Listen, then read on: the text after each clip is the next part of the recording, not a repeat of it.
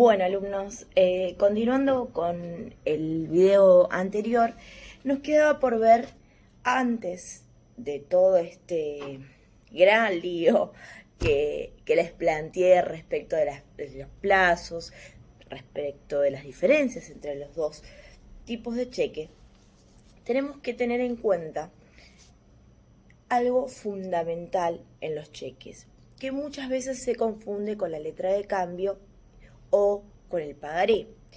Primero tengan en cuenta que la ley de cheques es una ley especialmente de cheques que nada tiene que ver con el decreto ley de letra de cambio y pagaré, nada tiene que ver en el sentido de que es una ley mucho más nueva, es una ley justamente, el otro es un decreto ley justamente porque está hecho en la dictadura. Igualmente eso no le resta vigencia en el día de hoy, ni hay institutos que seguimos arrastrando del decreto ley a la ley de cheque, por ejemplo, como lo es el endoso o muchos otros que ya veremos.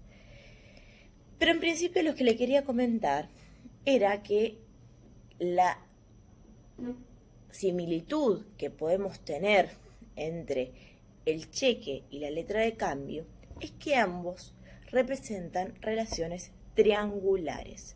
¿Qué quiere decir que son relaciones triangulares? Que vamos a tener tres partes, pero que no es que van a convivir de la manera que podrían convivir en un pagaré, en un librador, un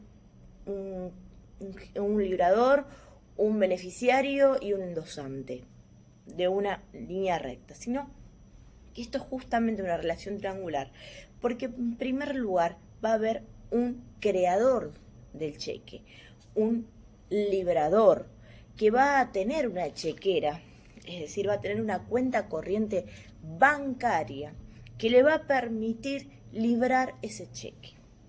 ¿Por qué empiezo por acá?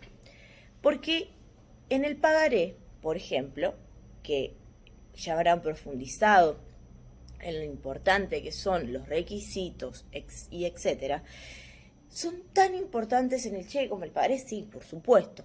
Pero ¿qué pasa? Yo un pagaré lo puedo crear hasta en esta hoja común y corriente en blanco sin ningún problema y creo el pagaré con todos los requisitos que el pagaré necesita. Pero en cambio, para poder crear un cheque, tengo que tener una chequera, la cual ya viene con los requisitos esenciales inmersos, obviamente los debo completar. Debo tener una cuenta corriente bancaria en un banco. Y generalmente eso va acompañado de un permiso o un giro en descubierto para el caso de girar un cheque y que me haya olvidado o que en ese momento no tenga dinero. Entonces es este librador, el que crea el cheque, el que le va a dar ese cheque luego al beneficiario. Entonces tenemos al librador, por un lado, que le va a dar el cheque al beneficiario, que quiere cobrar el cheque. Pero para cobrar el cheque, el día que tenga de cobrar el cheque, ¿a quién se lo va a llevar a que lo cobre, a que lo pague? ¿Al librador? No, porque no estamos en un pagaré. Se lo va a llevar al banco girado. ¿Y por qué lo pongo como una relación triangular? Porque entre el librador y el banco girado no va a haber una relación cambiaria, va a haber una relación contractual de justamente, de cuenta corriente bancaria, como ya les expliqué. Y, en cambio, entre el librador y el beneficiario sí va a haber una relación cambiaria, que luego vamos a ver las acciones, etcétera, etcétera.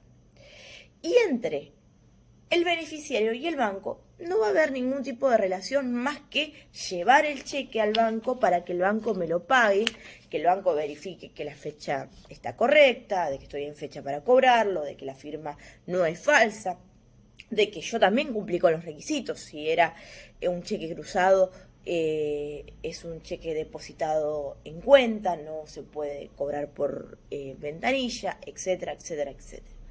Eso es fundamental. Entonces estas son las partes. Librador, banco girado, que el banco girado lo único que va a hacer es pagar ese cheque o no pagarlo o rechazarlo por falta de fondos o porque la firma es falsa o porque hay alguna orden de no pagar o por lo que el banco estime necesario dentro de la ley de cheques, por supuesto. Y luego tenemos el beneficiario, quien es el que tiene que tener en cuenta las fechas que vimos en el anterior video, en el cual tiene que cumplir con los 30 días, tiene que ir a cobrarlo dentro de los 30 días, que no puede pasarse de ese plazo, que si se pasa de ese plazo pierde el cheque, que si va a cobrarlo y se lo rechaza por falta de fondos, tiene un año para iniciar la acción judicial, que tiene que saber que cuando se lo dan, no lo pueden haber girado, ese cheque de pago diferido, no pueden haber puesto un plazo de pago mayor a un año, porque si no, el cheque no es válido, etc. Esto es muy importante porque cuando uno libra un cheque, no solamente se está comprometiendo al pago, o es una promesa de pago si es cheque de pago diferido, o es una orden de pago si es un cheque común. ¿Por qué la diferencia? Justamente por el tema del plazo. Sino que dentro del cheque vamos a tener un montón de aristas que hay que tener en cuenta. Ustedes van a ver, por ejemplo, que el cheque va a tener un número de serie, el cual lo vamos a tener que corroborar. Ese cheque, para que no sea falsificado, como lo hemos visto en muchas películas, ustedes lo que pueden hacer para tratar de corroborar de que ese cheque sea real es, por ejemplo, certificar el cheque o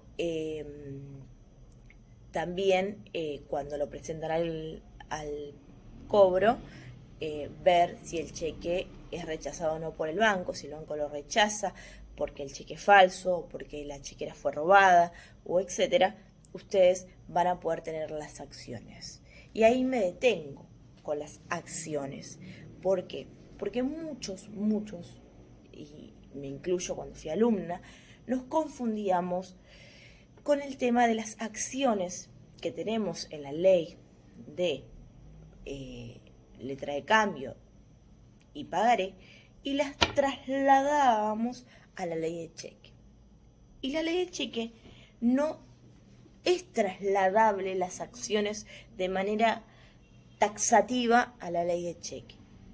No tenemos acción directa, regreso, reembolso, tenemos 3 años, 1 año, 6 meses y me los acuerdo así de memoria, y lo mismo lo hago en el cheque. Porque si así fuera, y hablando de una relación triangular básica en el que no hay endosantes, en el que tenemos un librador, en el que tenemos un beneficiario y un banco girado, si así fuera, si a mí el banco me rechaza el cheque y el banco no tiene nada que ver, porque no es obligado cambiario, nunca se convierte en obligado cambiario, como si lo sería en el girado, en la letra de cambio, entonces acá lo que tenemos que tener en cuenta es que si el banco no tiene nada que ver y tengo que ir directamente contra el librador, ¿qué sería? Y lo primero que saco de la galera es, bueno, es una acción directa, tengo 3 años.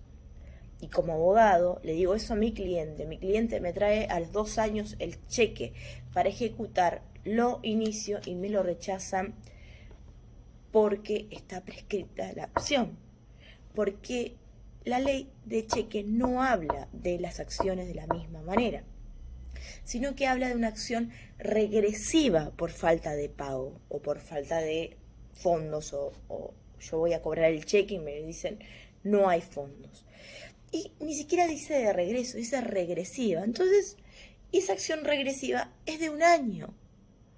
Entonces yo tengo un año para presentarme a cobrar ese cheque, si quiero cobrarlo, por una acción judicial. No estoy hablando de que tengo un año para presentarme en el banco.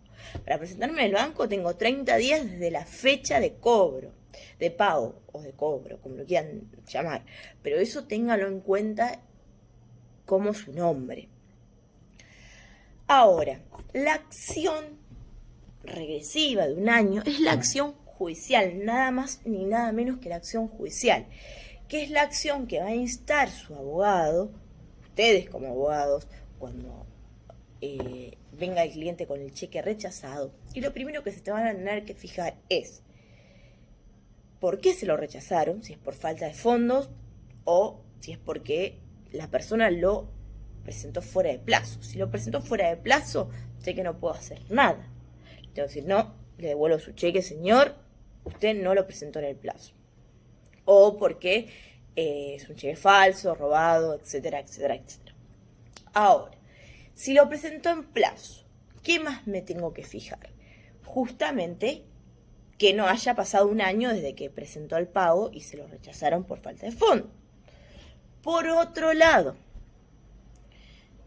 que una vez que yo lo presenté, que la persona lo presentó, se lo rechazaron, no pasó el año, que esté obviamente presentado, que esté el protesto de, que nosotros decimos protesto, que es justamente la declaración del banco en la cual no había fondos o había orden de no pagar o lo que sea.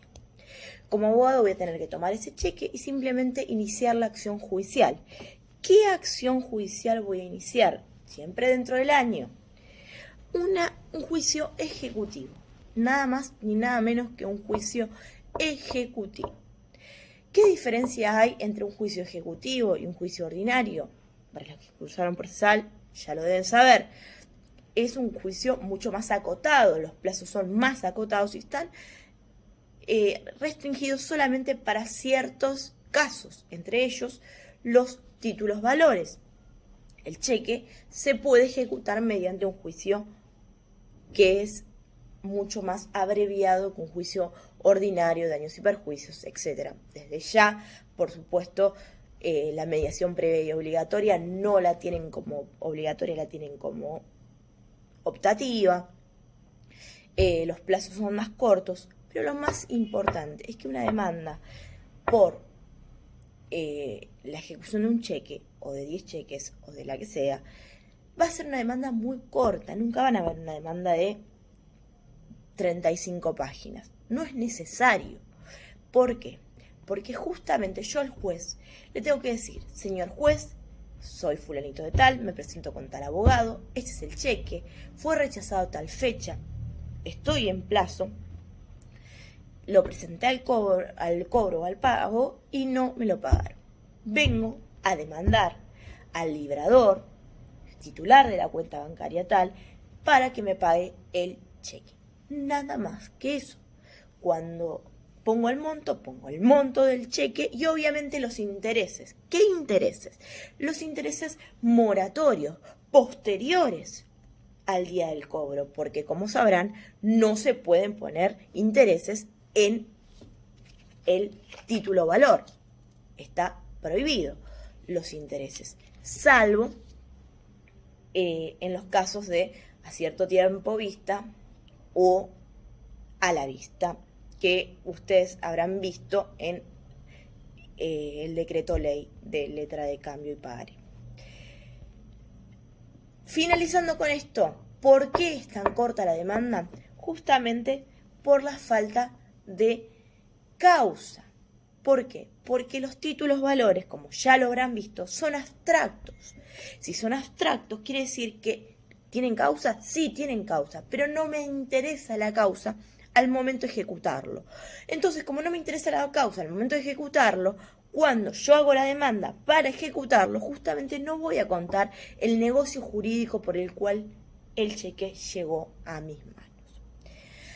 Así que bueno, una vez que hago el juicio ejecutivo, que ya podrán tener en sus manos una demanda o se subirá a mí un modelo de demanda correspondiente, verán cómo se materializa ello. Se sortea un juzgado civil y comercial, se va a dar traslado al librador para que pague, se lo va a intimar por un mandamiento, si no paga se lo va a embargar, se va o pagará el dinero, o si no paga saldrá una sentencia, y en la cual se lo va a obligar al pago, si no paga se lo va a embargar por ejecución de sentencia, y de esa manera voy a obtener el cobro finalmente del cheque. De esto obviamente es un resumen, es un pequeño video que nosotros le ofrecemos a ustedes para que tengan una introducción a la teoría y un poco de la práctica de lo que es el cheque, pero obviamente seguimos recomendando y seguimos diciéndole que es fundamental que ustedes lean la bibliografía, que es fundamental para ampliar todo este gran espectro que es el cheque, que parece una pavada, pero que muchas veces se confunde, trasladan las leyes, se confunden las leyes, y recuerden que este es un tema fundamental para poder aprobar el primer parcial. Así que bueno, fue un gusto poder ayudarlos, poder transmitirles mis conocimientos, mi pedagogía, que ustedes lo pueden haber entendido, y obviamente nos estamos viendo en las clases.